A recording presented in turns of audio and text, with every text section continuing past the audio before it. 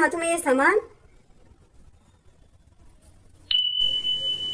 बेटा, मैंने आपको पहचाना नहीं।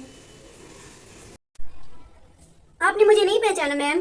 अरे क्लास में सबसे ज्यादा डांट तो मैंने ही खाई है आपसे। मैं आपकी स्टूडेंट।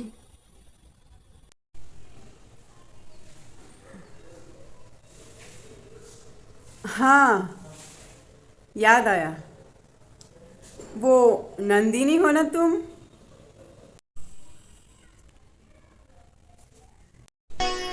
माफ़ करना बेटा, बुढ़ापे में आंखें कमज़ोर हो गई है। चलिए अंदर आइए मैम, बैठ के अंदर बातें करते हैं, आइए। लीजिए मैम चाय।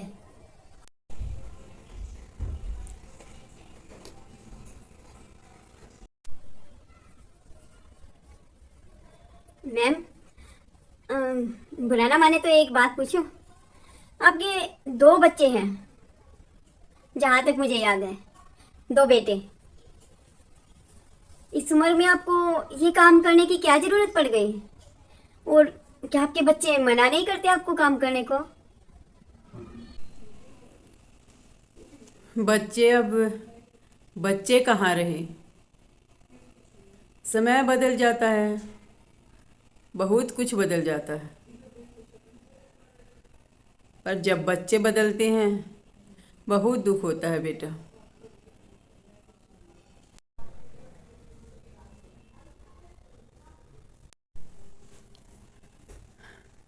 जब बच्चे छोटे होते हैं ना, तो माँ बाप उनकी इच्छा पूरी करने के लिए ना दिन रात एक कर देते हैं।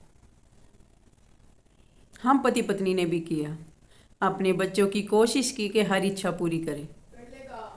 और आज हमारी ज़रूरतें उन बच्चों को फालतू लगती है।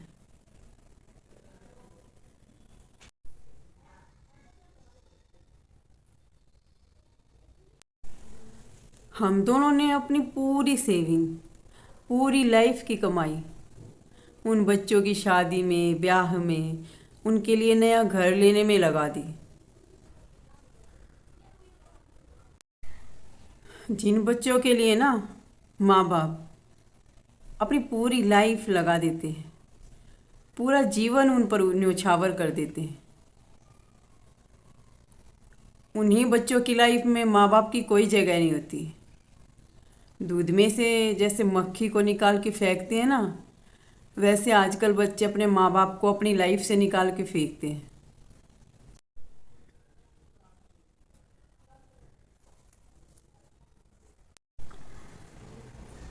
बचपन में जब बच्चे बीमार होते हैं ना, तो माँ बाप डॉक्टर, हकीम, मंदिर, मस्जिद, झाड़ फूक कुछ भी नहीं छोड़ते।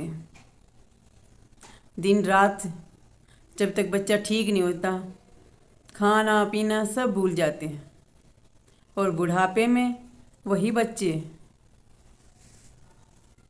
माँ बाप को बीमार होने के बाद डॉक्टर को दिखाना तो दूर, दवाइयों के पैसे भी नहीं देते। वो भी उनको फालतू का ही खर्च लगता है। कहते हैं बुढ़ापे में ये सब तो होता ही रहता है।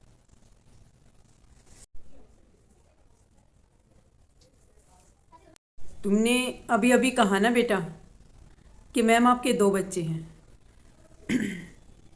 सही कहा, हमारे दो बेटे हैं। दोनों के पास किसी चीज़ की कमी नहीं है,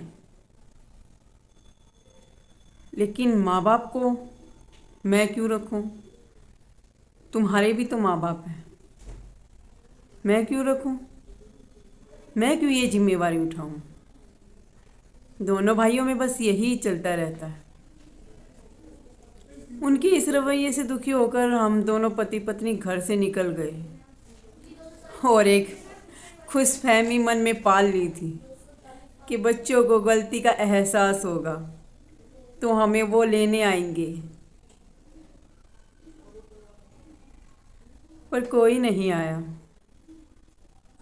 2 दिन 4 दिन हमने इंतज़ार किया, पर कोई नहीं आया।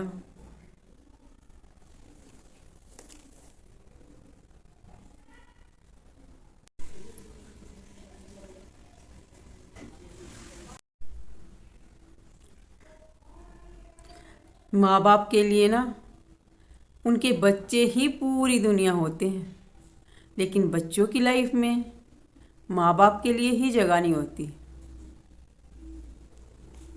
ऐसे ही होते हैं कलयुगी बच्चे।